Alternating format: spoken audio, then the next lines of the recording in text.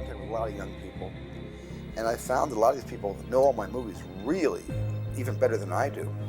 And they know all of Marty's films, and they know all of Brian De Palma's films and George Lucas's films, and they're getting to know all of Quentin Tarantino's three films. But what's happening is they don't know much beyond that.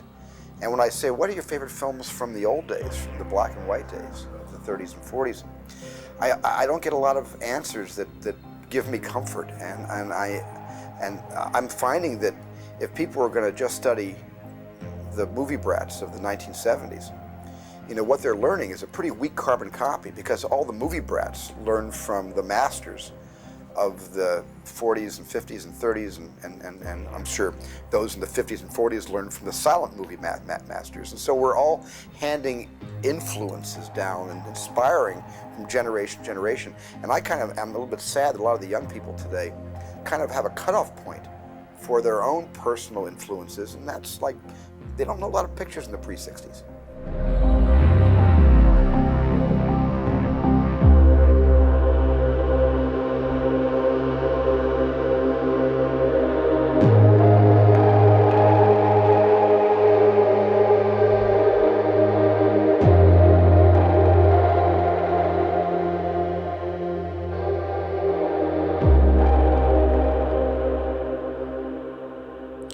Good morning, everybody. How are you? Welcome to the brand new episode of the Friday sort of end of the week in love with the process, ILWP, as I've been putting on most of the graphics, because attention spans are narrow and people don't like to say full words. Hold on as I drink. But hey, welcome. Thank you for joining me.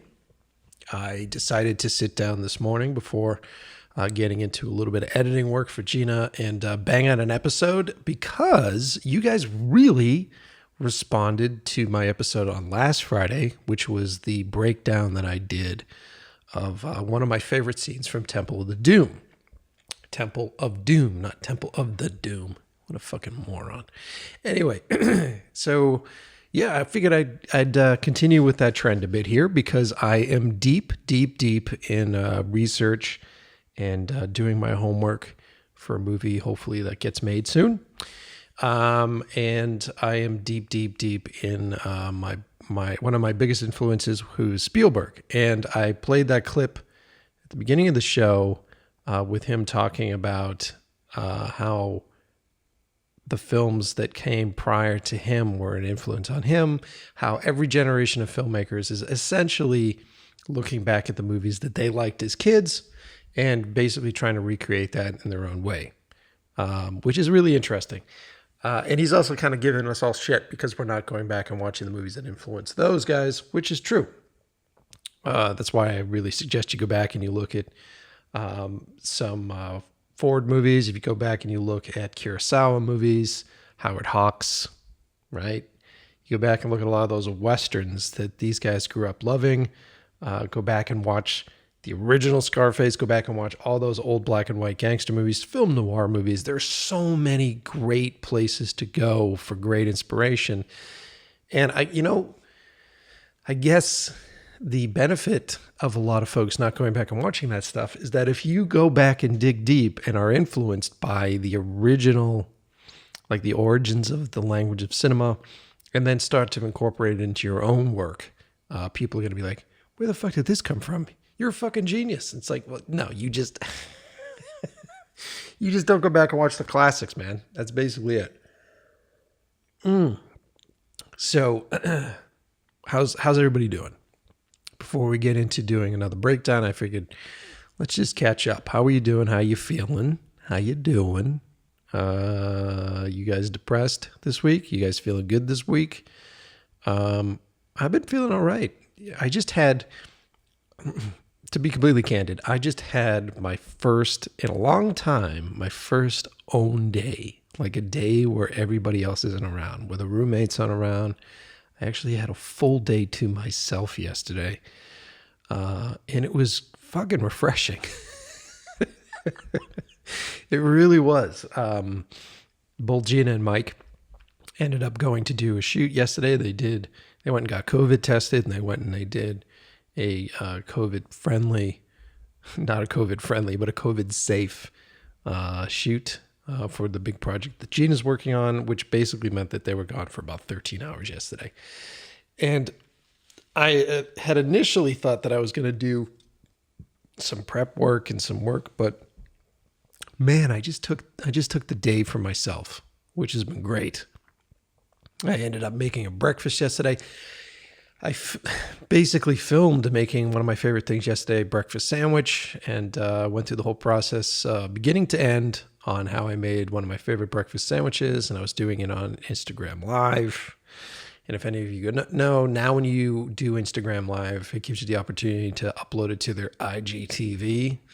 But the motherfucker crashed. Okay, Instagram, get your shit together. The motherfucker crashed. And when it crashes, it loses the content. The content's gone. So that was like, I don't know, 45 minutes worth of work. That's what I get. That's what I get for relying on a fucking app. That's what I get. So those of you who saw it live, and those of you who follow me at Mike Pecci on Instagram, actually got to see the sandwich made, got to see the recipe put into place. But the rest of you could just bitch out fucking Instagram. And there's a lot of you that's like, we don't care what you eat. We're here for you to talk about movies and shit. Who fucking cares what it is that you're putting in your mouth, dickhead? Yeah, I guess you're right. I don't know. Maybe it's an ego thing, right? Maybe it's because I think I know better than you do about food. You know, I don't know anything. I'm just lonely, guys. Says the guy who was really excited about having 13 hours to himself yesterday. But one thing that I have been doing in my movie prep stuff, and it's something that I can't believe I didn't do. Okay. Because, you know, I've spent, if you don't know this already about me, I come from the visual world. So cinema to me is visual storytelling. And so I've spent years and years sort of studying from the greats, years and years sort of practicing the craft of like conveying emotion with camera moves and with blocking.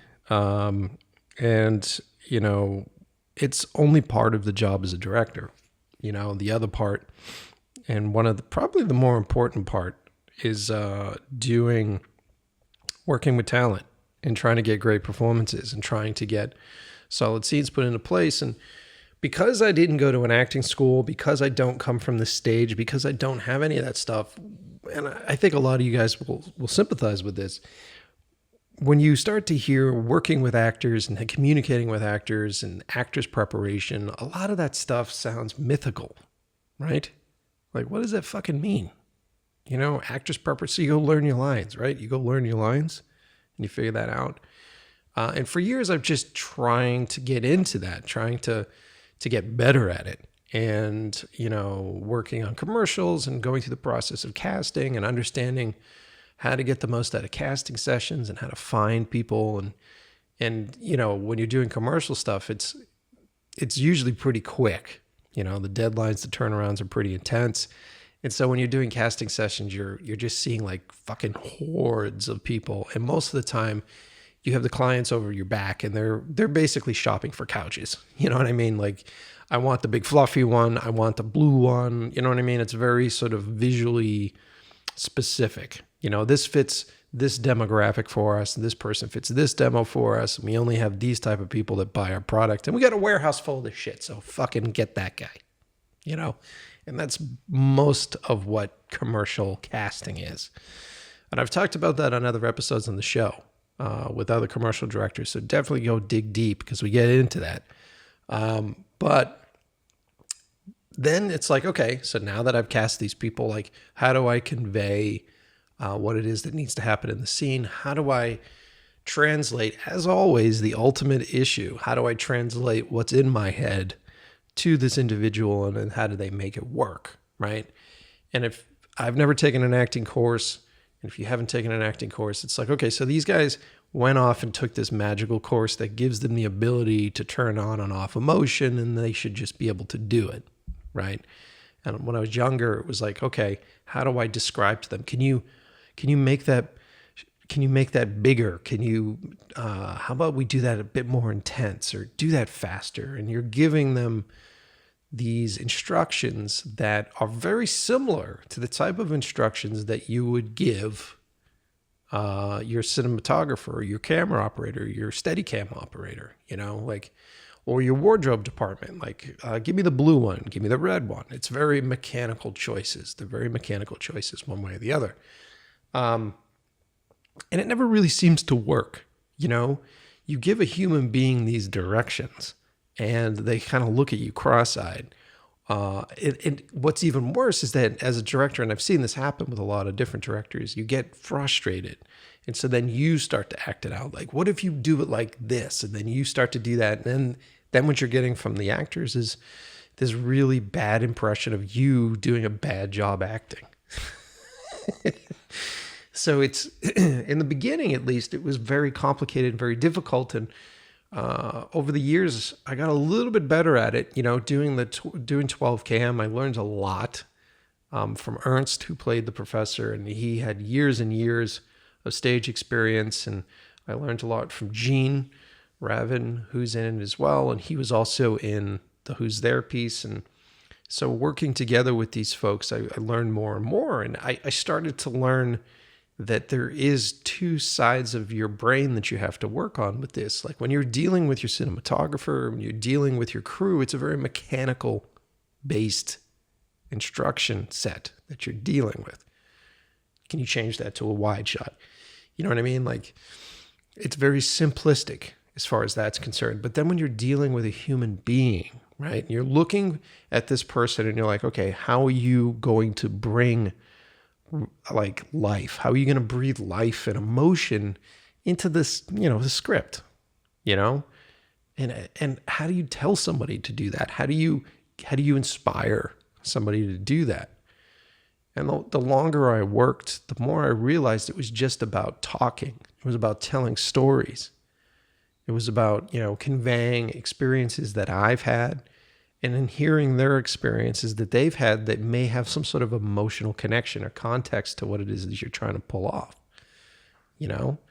But even then, and this is me working for 19 years, even then it's like, okay, I feel like I'm sort of a passenger on this journey with these guys. I don't feel like I'm in control of it. And this week, I don't know why it took me so fucking long to do this. This week, I was just sort of, dealing with the realities of potentially doing a big movie and wanting to get as much prep done as possible. And I don't know if you guys feel the same way, but as we're sort of sitting here in waiting, there are days that go by. I'm like, what am I doing today? Am I wasting today? What am I fucking doing? I got a free pass today. Today's a free day, and I had one of those days earlier in the week. And I was just like, why don't I just go and examine the places that actors go to for their info, right? Let me pretend like I'm going to be an actor for a bit, and let me go and maybe I'll do some reading and find the places that these folks look for instruction. And so I started this week, and I've been listening because I got an Audible, and this isn't a sponsor plug. I'm not doing sponsors on this, but I got an Audible account a while ago. And so I went and I downloaded a really great book that I am just about done with. I've got about 2 hours left. And it's on Sanford Meisner. So those of you who are actors listening to this, you guys are all like, yes, of course. You know what I mean? This is the beginning. And I get it. I'm catching up. Don't worry, I'll be there. But this Meisner book, Meisner on Acting, is really fucking good. It's really good. And it's, as I listen to this, and it's basically, it's well put together. Like the people that are doing the audio reads for Audible are fantastic. The guy who's playing Meisner sounds like Peter Falk, from Maid, if you remember Maid, or go back even further to Columbo. Remember Columbo? It sounds just like him. So it's very entertaining to hear. And it's sort of a record of how he teaches certain classes. And so we come in and out of classes and we hear him instructing some of his students. And then we hear a lot of his philosophies on acting and how to get prepared and what preparation really means. I had my mind blown open with preparation. And then I also had my mind blown open with what preparation is built for. And I could do an entire episode, I probably should, on this. But just to give you a tease, just a taste of what it is that I learned this week, when you send an actor away to prepare, every actor has their own process to get in the right mindset for the scene, right? And the thing that's interesting about the Meisner technique, as opposed to a lot of others, he's not expecting you to draw on traumatic experiences from your own life. So he's not teaching that. He's not teaching you to go, okay, so in this scene you need to cry, so you should probably go in the corner and think about when they were lowering your mother down into a fucking grave. You know what I mean? And at first I was like, well, doesn't that make sense? Doesn't it make sense to sort of go to an intensely emotional portion of your life and sort of mine from that? But he had a good point. He says, basically paraphrasing, he says that when you have an experience, right, and you go through some sort of traumatic event or you have a memory, you remember it in a very specific way, especially if it's fresh, right? If it's a fresh memory, then you feel a certain way about it. But the longer that memory exists and the more you change and develop as a human being, the way you feel that memory changes as well. Right? The way you process what happened to you changes as well. So it starts to change. It starts to, I don't want to say distill, but it's difficult if you're literally using that as like a piece of your toolbox. Like, hey, I got to cry today. So I'm going to pull out my, the death of my mom and that'll do it. It starts to get tainted because mentally you're saying to yourself, okay, well, this is what this thing is for. And then as you start to mine that, you start to remember other times you mined that and how you felt on that. And maybe you were frustrated, and that sort of plays into it. And so ultimately you can't rely on it. Right.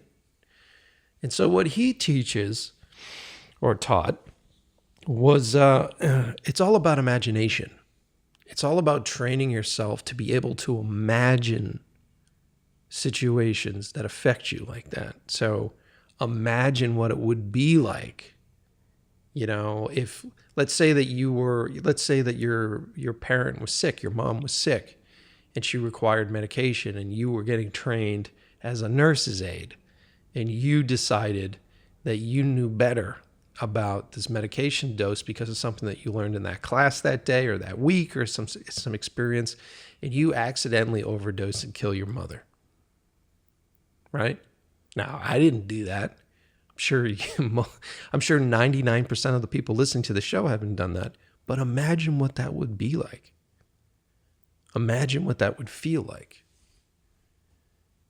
And it's a difficult thing to do. With anything, the imagination muscle is a muscle. You have to continuously train it. You have to be able to flex that and work on that. And I think that's where the talent of actors' preparation comes in, is that these folks are continuously working on that skill. What would it be like? What would it be like to put a gun to the temple of your best friend and pull that trigger and literally watch his skull fragments come out of the back of his head? And then what is it like after that adrenaline drops and you're looking at this dead person, and then that panic that floods in? And what is that panic? How can you relate? What does that relate to you for you? And I think you're still going back and drawing upon your personal experiences, but you're drawing more on when you felt that specific emotion, right? Like, apparently James Cameron's flying over the house in his fucking, that sounds like a Black Hawk to me. Man, my voice is shit today.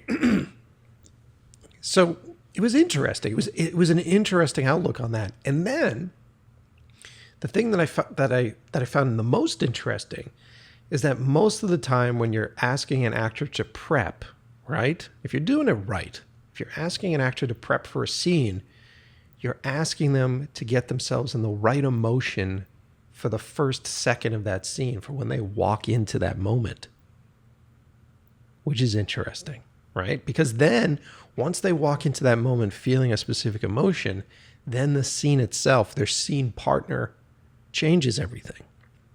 So each time you run that scene, it could be a little bit different. It should be a little bit different, which is interesting. And then as a director, what are you doing?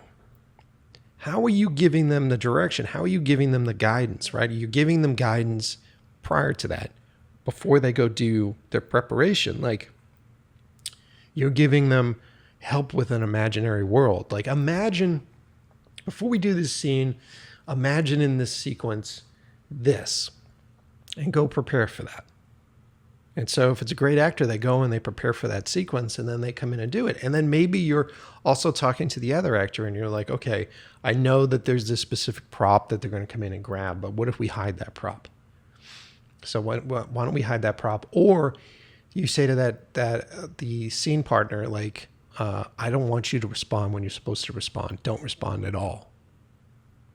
Because you're changing that environment.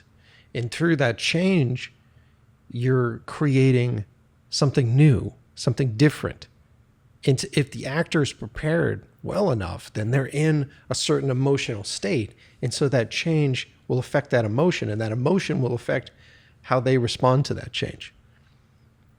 Fucking cool, right? Like I said, I could do a whole episode on this shit, and I need to learn more about it before I feel like I can. And I'm deep in this book. I think this book is really great.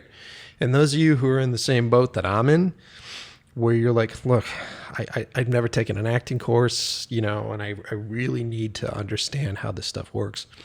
Do yourself a favor, as I say all the time on the show, do yourself a favor and check out this book, Sanford Meisner on Acting. Like I said, it's on Audible. What am I got left here? I'm looking at it right now.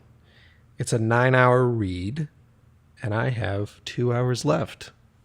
So there you go. That tells you how great that book is. I don't know if you're going to hear it in the final mix. The AC is on in the background. It's so hot in Los Angeles right now, so I'm just going to let it run. So if you guys hear a little hum in the background, deal with it. It's the difference between me sweating through my clothes and you guys going, oh, it's a little noisy. So enough about all of that. So, but besides doing the actor's prep, which I'm loving right now, it's inspiring me. It's changing the way I'm going to direct things, which I'm very happy with. I've also continued to go back and start to study the greats, start to study the people that I feel like are relevant to the movie that I'm about to do. And our man, Steven Spielberg, is right at the top, because it's not about ripping him off. Let me just be 100% upfront about this. It's not about ripping him off. It's not about trying to make a remake of one of his movies or trying to remake one of his scenes. It's got nothing to do with that. It's about studying the language of cinema that he perfected, that was based upon the people that he was influenced. So he did the same thing. He was back there looking at Howard Hawks. He was back there looking at Hitchcock, and he was studying their language and then filling his toolbox with that language skill, right? So then when he is designing sequences, and he's the master at designing sequences and blocking, he reaches back to language that he has seen and how he felt when he heard that language or saw that language. And it's kind of the same thing. And let's do it some more today. You guys in? You guys ready? You guys want to do some stuff? Okay, let me see here. I'm just queuing some stuff up. Okay, so let's go and look at one of my favorite movies from him. It's a classic. Anybody that is my age is like, well, duh. Of course. But it blows my mind that there's a lot of younger filmmakers that haven't seen this movie. If you haven't seen it yet, go watch Close Encounters of the Third Kind. Okay? Not only is it a fun movie, not only is it a fascinating movie on how we handle the first encounter with aliens, it's also a fantastic movie for practical visual effects. Like, a lot of those visual effects are really cool. All in camera stuff. This is prior to 3D animation, so it's all optical, which is awesome. So whether it's like the clouds in the sky and the sky replacement, or it's like shooting models, doing matte paintings, all really, really beautiful stuff. Fantastic performances in that movie. Richard Dreyfuss is amazing in that film. The supporting cast is amazing in that movie. I absolutely love the translation scenes. Big influence on me for 12 cam. This movie was a huge influence for me on 12 cam. And let's start. Let me see if we can make this work here. 1 second. Man, my voice is fucked today. Let's start with a scene. I'm going to put the links below, right? And here's the thing. One of these scenes isn't clean on YouTube. It's like a rough version of it, so I'll stick it up there. But the version that I'm going to be playing of the next scene, not this scene, the next scene will be off of my Voodoo account. But I'll talk you through it. Anyway, first scene, link is below. This is Close Encounters of the Third Kind, air traffic control scene. You'll find it on YouTube. Or, like I said, link is below in the description. And let's get started with it. 1 second, and here we go. 161 director, sir. EWA 471, contact 134.4. 344, what's this?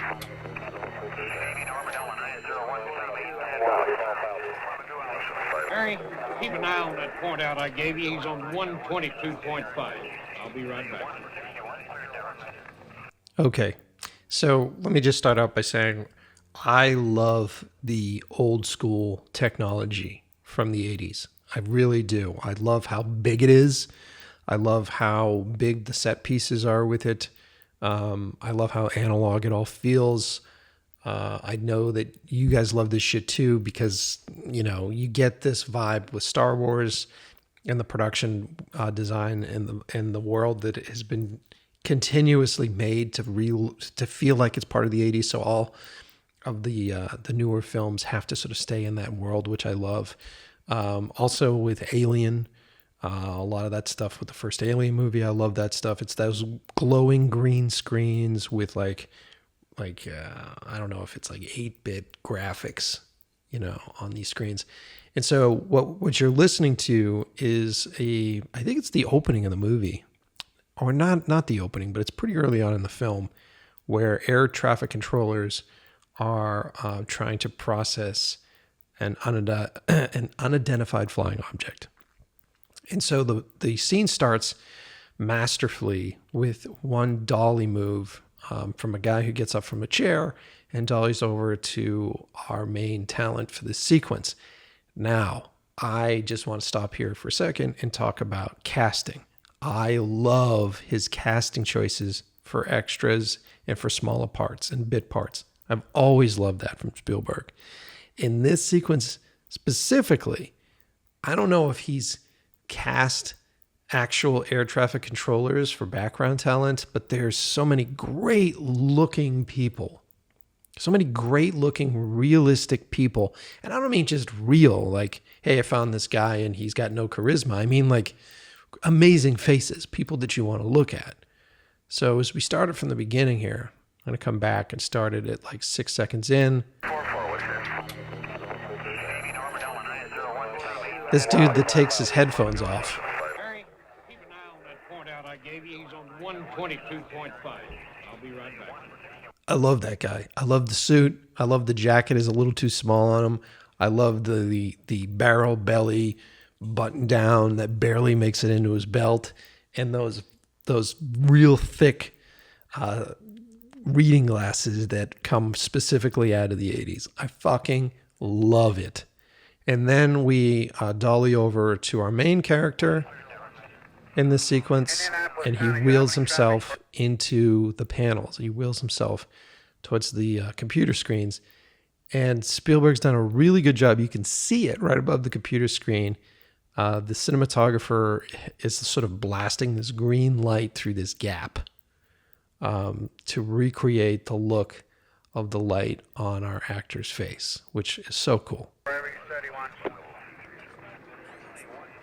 Aries 31 negative. The only traffic I have is a TWA L1011 in your 6 o'clock position, range 15 miles.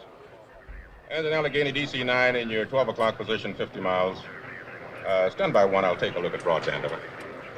Okay, the fucking sound design is badass. It really is. Like all the different radio sounds that are going on in the background, you know that this isn't what's in that guy's headsets, right? Like the air traffic controller, he's not having to process all like these weird radio noises and fucking strange like garbling in the background. But Spielberg adds that chaos to it. He adds that stress element because being an air traffic controller is one of the most stressful jobs, period, right? Because you're basically in charge with the lives of hundreds and thousands of people that are sealed in these tubes flying at 100 miles an hour at each other. And you're basically trying to guide these airplanes so that they don't smash into each other, especially at that time period where it wasn't like an automated science yet. It was very much a human thing. And there have been movies about this made, and there's books about this written about how incredibly stressful this job is. So he does a really good job showing how calm these guys are ultimately, but adds to the chaos. Instead of having a room full of people running from station to station, you know what I mean? The kind of shit that you would see in a television show right now, like, let's make this room intense. And then there'd be handheld camera and there'd be people like whipping in front of the frame. He doesn't do that. He does like a very sort of smooth camera move to land on our main character. And that sort of move isn't about adding intensity. It's about sort of taking our attention and sort of bringing it into the spot, right? He does it so subconsciously so that that language is so instilled within us that we're not like, hey, the camera's moving from position 1 to position 2. It's like we're getting drawn into this sequence, into the moment that this one character is having because of that camera move. Aries 31 has traffic 2 o'clock, slightly above and descending. Aries 31, roger. I have a primary target about that position now. I have no known high altitude traffic. Stand by one, I'll check low, over. So he does such a great job too of coming up with interesting coverage as he's basically sitting on one moment, right? One scene. Instead of just playing this scene handheld, which handheld so fucking overrated. And you see so much of it in television right now. And I think ultimately because of their schedule, right? Because you don't necessarily have a shitload of time to get through these scenes. And oftentimes it just seems like they're like, get me 2 cameras, 3 camera operators. We'll go handheld. We'll move. We'll add energy. Get me some zoom lenses. And we'll bang, bang, bang, bang, bang, bang this fucking scene out.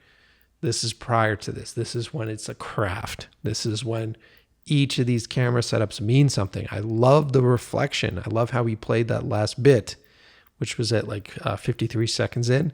That last bit of just his reflection on the screen. Not only do we get to see what he's looking at, not only do we have a point of reference to what they're talking about on the radios, but we also see how he interacts with that screen.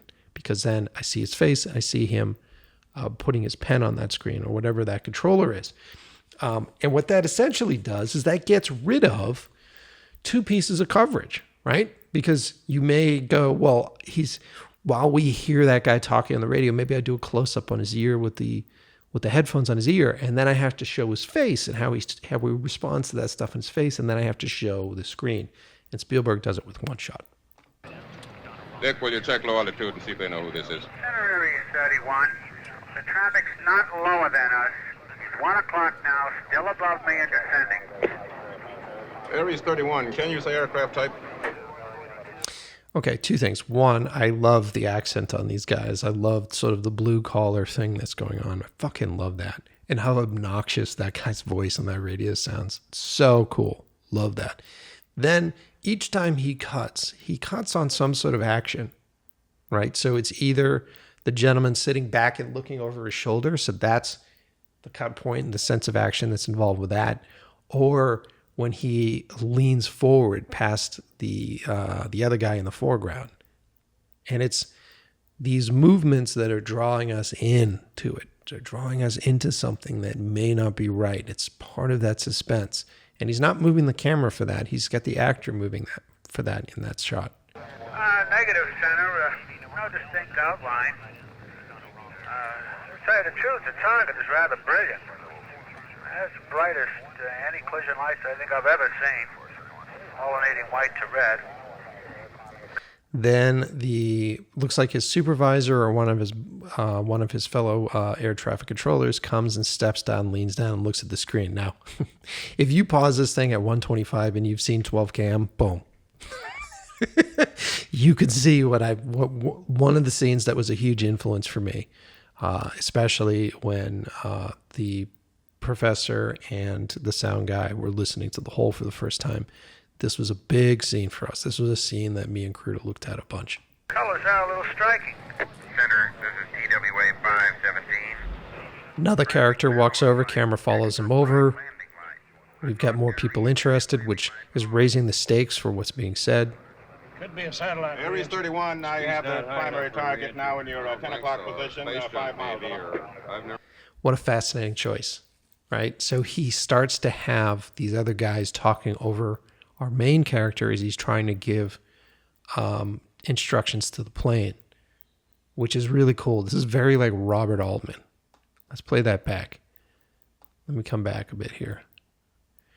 All right, starting at 138. Could be a satellite. Aries 31, now you have the primary target now in your 10 o'clock position, 5 miles. I've never seen anything like that. And he does such a good job with these guys that are talking in the background, because if you're looking at this, I paused at 146. There are 4 men now. And because he's doing it with anamorphic and on an anamorphic wide lens, he's got that room. He has the stage for 4 men in essentially a medium shot for each of them. And he starts in order because these guys are lined up to sort of draw your attention through. Now he keeps the focus of the lens on our main character. So the focus is on the guy that's talking to the airplane, which is great because that tells our eyes where to be. But he also does a really good job drawing our eyes around with contrast. So the guy at the very far left is leaning over this light panel that is super bright. So your eyes are kind of drawn to him, and he starts that background chatter. And slowly that background chatter filters its way down to the right, past each of these subjects, past our guy who's in focus, the guy leaning over his shoulder who's a bit more in focus, and then the foreground dude who is pretty much a silhouette except for a little green light on him. It's beautiful. It's a beautiful shot. The traffic is proceeding northeastbound, no altitude readout. Roger, Center. Traffic's really moving It's going to be a problem now. He's going to descend about 15 feet below me. Wait a second. Stand by 1. Okay, Center. Aries 31, the traffic is turned. He's heading right for my windshield. Super cool, right? So then he goes into the insert of the very rudimentary computer effects on this monitor, and to draw us in even further, to sort of raise the stakes and to get us feeling a bit more anxiety, they put in that sound effect, that blinking sound effect, which probably isn't there, wouldn't be there normally, but it's just to get the heightened sense of reality here, to be like, oh, okay, this airplane may be in trouble. We're turning right immediately and leaving flight level 350 now. Aries 31, descend and maintain flight level 310. Break, Allegheny 444, turn right 30 degrees. Get on the order immediately. of the 45th recon wing. See what the hell they could be testing up there. An Aries jet descending to This maintain is flight level Indianapolis Center. Do you have any 310. test operations restricted area 2508? Aries 31. Okay, so he does such a really good job once again of showing the stress that these guys are now feeling. The stakes are raising, the alarms are going off, so people are getting into action. And unlike what a modern film would do, he's not just like, the camera's not suddenly whipping from guy to guy and the positions are going. He just does this very simple on the lens, dolly back and revealing each person as they lean in and how they respond to it. It's classy. It's fucking classy. There's no other way to say it. Come on, Roger. The traffic is quite low luminous and is exhibiting some non-ballistic motion, over. Roger, Aries 31. Continue to send at your discretion, over. Okay, Center. Center pilot's discretion is approved. The traffic is approaching head-on, ultra bright, and really moving. And he's a genius for how he uses a very singular sort of dolly track setup, right? So essentially, I think this was pre-slider, so that's not a slider, that's on a dolly track. He basically runs a line of dolly track and then gets the most out of that. Like, he's very economical about it because it takes time. It takes time to lay that out. You know what I mean? It takes time for your grip department to go in and make sure it's leveled down. You put the camera on the dolly, you put it on the space. So it takes a little bit of time. So he takes that same run of dolly track, right? So he's pulling out in that close-up, and you see all these heads sort of slowly, one after another, leaning in and processing the stress. Call this guy, call that. This needs to happen. What do you think? Boom, boom, boom, boom, boom. Pulls it out, right? Then when they're listening, and he's the master of filming people listen. When they're listening, we push past them back in the other direction. So just back to position one, where that other shot started. And as he pushes past these people, he comes in on our lead who maintains focus, right? He's the one that continuously maintains focus. So our assistant camera operator is like keeping him locked, right? So as we come past them, onto him, listening and delivering like, okay, guys, you should probably try to do this and you probably try to do that. That camera move isn't just about being sexy and cool, right? It's not just like, hey, I need to go into a close-up. That camera move, the speed of that camera move, the focus of that, how these other people are just watching and not saying anything as they push past them, that is our emotion. That camera move essentially, through visual storytelling, through the language of cinema, is saying to us, he's feeling anxiety. We are feeling his anxiety because of that camera move. Does that make sense? It's really fucking cool. And right by us, right now. That was really close. Aries 31 is out of 340 on the traffic pass. Ask them if they want to report officially. EWA 517, do you want to report a UFO? Now, you go back to the same setup. So most of these shots are all the same. But now he's crowding people around him because they had a near miss. They were almost hit. That airplane was almost hit. And so now the guy asks him, do they want to officially report this as a UFO? And so Spielberg has done what like Kurosawa's done, is he's used his talent. I've paused this thing at 2:51. Okay, so let's count right now. We have 1, 2, 3, 4. 4 of the actors that were in the prior shots, plus a new guy with the glasses and his hand on his shoulder, and he's obviously a superior to everybody else, which is interesting. Now you have the curious dude in the back, right past him on the left, looking at our main actor, looking at how he's responding to this situation. And then Spielberg literally fills every inch of this frame with a face. He's got 2 other people in the background.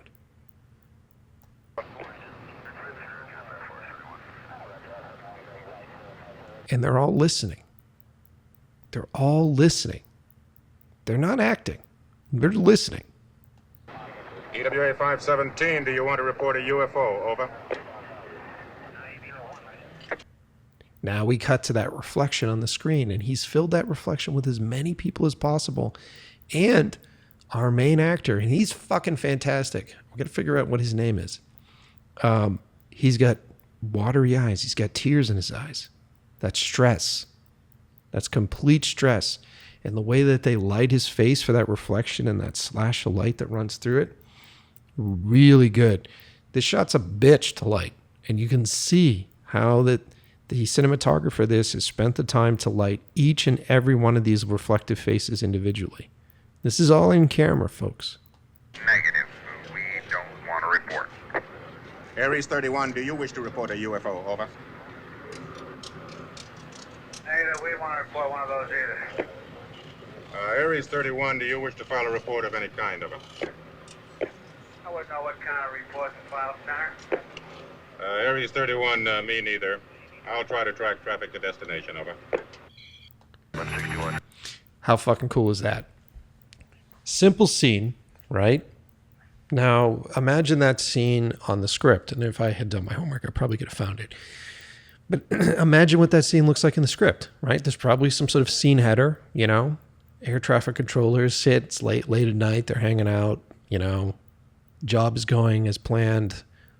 One guy gets a call, something strange is going on, right? And they have these moments. But it's very simple. It's not an intense thing. He's taken a very simplistic scene and made it into one of my favorite sequences of the movie.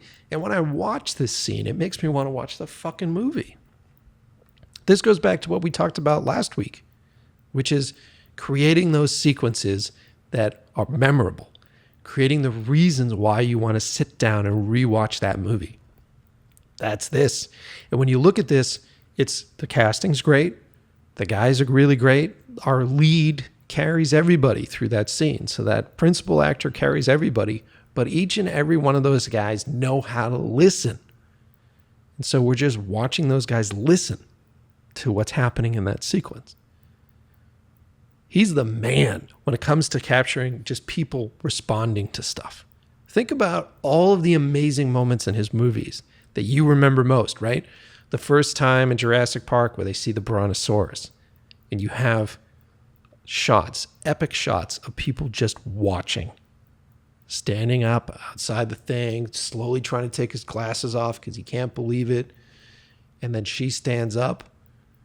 You know, he does that, grab her head and turns her head because she's so involved with the map. He turns her head towards the dinosaur and they stand up and the camera comes up with them and they're just looking and their jaws drop. That is totally Spielberg. Everything he does. And that's what makes it amazing. I love that shit. So cool. So cool. All right, let's move on to another scene from the same movie. Another one of my favorites. And this is literally at the opening of the film. Okay, so those of you who have Close Encounters, you can put it in and follow exactly where I am. I will put a link to the closest thing I can find on YouTube below, which I think is like just a really shitty shot off a TV kind of thing. But let's play this thing. This takes place very early on. I'm starting this at 3 minutes and 10 seconds into the movie. Let's see if you guys remember this sequence. Is the interpreter with you? I'm not a professional interpreter. My occupation is cartography. I'm a map maker. Can you translate French into English and English into French? Yes, I explained to the team leader in Villa Hermosa. I'm just a little taken by surprise. It's all Monsieur Laughlin? Laughlin, oui. Oh, Laughlin, pardon. Okay, Jesus Christ, I just got chills, and I haven't watched this yet this morning. Okay, so this is the sequence. If you guys remember this is the sequence where I think they're down in Mexico, and they have found a bunch of missing airplanes that have just shown up in Mexico, right? So they're here to do that. And they've sent a bunch of professionals, a bunch of scientists down there to try to figure this thing out, right? And so we're following this scene in with, I forget the actor's name, but I love him to fucking pieces. He's amazing. Still around. He's the interpreter. So we follow an interpreter into this scene, which is super cool, right? And so Spielberg sets this scene up in the middle of a sandstorm. So you have all these guys, they're desperately trying to hold on to their hats. They have bandanas around their faces, trying to keep the sand out of their eyes and out of their lungs. And they all have to yell. There's a heightened sense of tension because they're all yelling at each other because they can't hear anything and they don't know why they're there. And there's this sense of confusion and this dust storm that's sort of swirling around them. And Spielberg starts this on a bunch of wides. And he has a great amount of extras. This is why extras are really great, because it helps build tension. And so he does these slow reveals of the characters, right? The translator steps out from amongst, like, I don't know, 5, 6, 7 different extras. He comes to the foreground. Then when the French scientist comes out, the camera pushes in on them. And that first camera push in on him, where he asks his name, and have you been here? How long have you been working on this project? I got chills at that moment. It's really fucking cool. Combien de temps travaillez-vous avec nous sur ce projet? J'ai été avec l'équipe américaine depuis que nous soyons rassemblés tous ensemble. En effet, je vous ai vu vu à la conférence de ce homme que c'est bien terminé, surtout pour vous, surtout pour les Français. I love that they're speaking in a different language. I love that they're speaking in French. A, it makes sense for the story, but B, it's also fascinating because they're having their own little moment of connection while the other people around them have no idea what they're talking about. I love that. It adds texture. It's almost like, it's like adding contrast to the lighting, right? You have stuff that's in shadow, you have stuff that's in the light. It's like, it's just adding that depth, you know, because now you have people that are listening that don't know what's being said. Love that shit. Really cool. Si ce n'est pas trop tard, félicitations. Merci. All of them!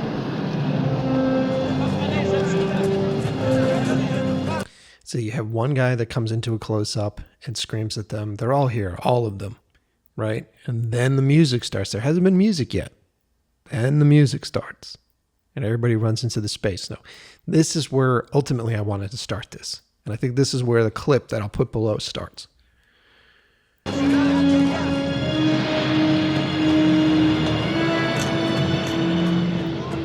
So all the guys are running back behind into this junkyard.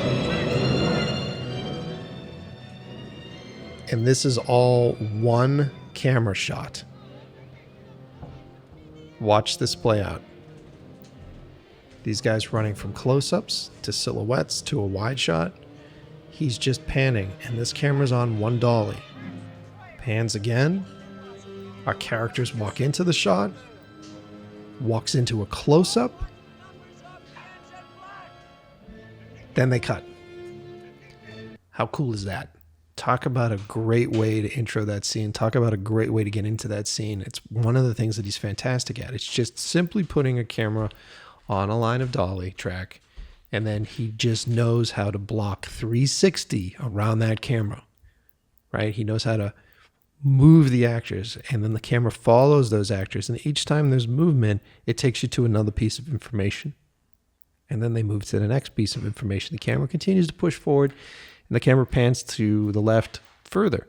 And then our actors who have like run around to the other side of the camera are now walking into close-ups and communicating in close-ups. Fucking classy, right? Then he cuts to inserts of the guys pulling themselves up on airplanes, looking at engine numbers, and they're doing it in such clever, fun ways. Like there's a guy on the shoulders of another actor looking up into it. A guy runs from behind him in the distance to the left. The camera follows that guy to a close-up of another dude sitting there writing things down on a fucking clipboard. It's really clever stuff. Check. Approximately 46 gallons in the right tank. He uses the rudder flapping as like a motivator for a cut. He uses the sound from the rudder flapping to help intensify the sequence. Really cool stuff. 447149, check. Tell me something. What the hell Okay. is happening here? This is something that Spielberg's really good with. It's that training mission. Love it. You'll notice a lot of this in 12 cam. He's delivering information as the camera moves from left to right. At this point, from right to left. That's what he does in all his stuff. At Fort Lauderdale. They were doing target runs on an old Hulk. Who flies? And I fucking love the way he has the background talent sort of posing. Everybody's at full throttle. All of them are at full throttle. There's something really interesting about casting the right background extras because a lot of times you'll get that one or two people in the background where it's like, you don't know how to fucking wrap cable? You're killing me. You don't know how to do this? You're killing me. All his background always seems completely engrossed in the sequence. Rates like these anymore. No one. These planes were reported missing in 1945. Then the music kicks. But it looks brand new. There it is. Chills. Getting chills. Getting chills. Where's the pilot? Getting chills. I don't understand. Where's the crew? Hey! How the hell did it get here? There it is. Super cool, right? So music doesn't come in until it punctuates what he's already been setting up emotionally through the visual language that he set in the sequence. This is why I want to make movies. Right here. Scenes like this are the reason why I want to make movies. I'm telling you. This is the cool shit, man. This is the stuff that for some fucking reason everybody has seemed to forget about. Or they don't have time to do. Right? And so people are trying to recreate it, kind of, sort of, every once in a while. Like, you know, you got J.J. Abrams and Super 8. He was really trying to do all that shit.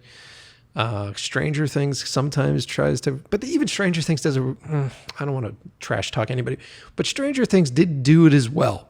And the problem that I had with Stranger Things is that they were more about setting the vibe, right? They'd set the vibe with music, they'd set the vibe with wardrobe, they'd find bikes and they put flashlights on the front of the bikes, and they have all these different elements that start to make us feel like that's what's supposed to be, you know? Like, you're like, fuck, this is from the 80s, this is something that I missed.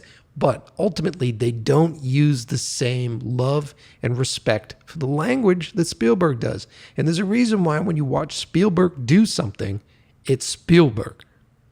And you go, this guy knows his shit. And he literally will take any sequence and make it into his own thing.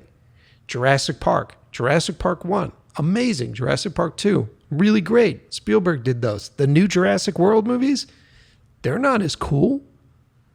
Right? And it's not because they don't have good talent. Chris Pratt's in that. Bryce Howard's in that. Like, really great talent in those movies. It's just, they don't have the same whimsical love of the visual language. It doesn't feel, when I watch this stuff, and I've seen clips of it online, I've seen those old movies that Spielberg made with him and his pals, those old World War II movies, when he was like 15, 12, whatever age he was. And they went to like an old airplane graveyard with like a small Super 8 camera, and he shot his friends in these airplanes and he shook them around and then had them chase each other and step on planks that would throw dirt in the air for gunshots. You see all of that fun shit that he was doing then here. All those skills that he was building as a young kid, playing around.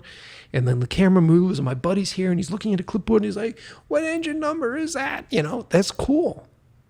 That's the cool shit.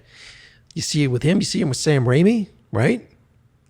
Like, I don't know how many of you guys watched the Ash vs. Evil Dead series, but the difference between Sam Raimi's episodes and the other directors that came in to just sort of do it were fucking night and day.